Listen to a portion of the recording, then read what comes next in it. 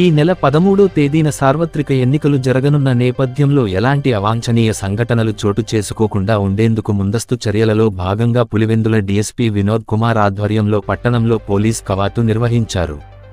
బుధవారం పులివెందుల పూలంగళ్ల నుంచి పాత ఆర్టీసీ బస్టాండ్ వరకు పోలీస్ కవాతు కొనసాగింది. శాంతి భద్రతలకు విఘాతం కలగకుండా ప్రశాంత వాతావరణంలో సార్వత్రిక ఎన్నికలు నిర్వహించడమే లక్ష్యంగా కేంద్ర సాయుధ బలగాలతో కలిసి పోలీసులు కవాతు నిర్వహించారు.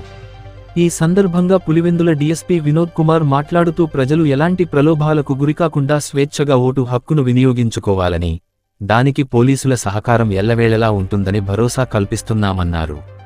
ఈ కార్యక్రమంలో సిఐలు శంకర్ రెడ్డి, సురేష్, ఎస్ఐ అరుణ్ రెడ్డి మరియు పులివెందుల తాలూకా పోలీస్ సిబ్బంది పాల్గొన్నారు.